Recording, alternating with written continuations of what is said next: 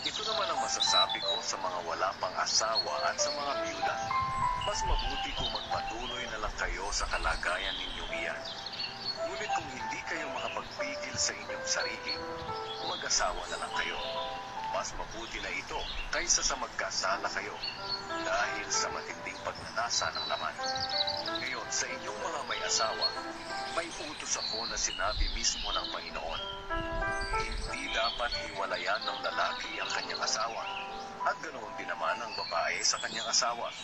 Ngunit kung hihiwalay ang babae sa kanyang asawa, dapat manatili siyang walang asawa, o di kaya'y bumalik na lang sa kanyang asawa. Sa iba naman, ito ang masasabi ko.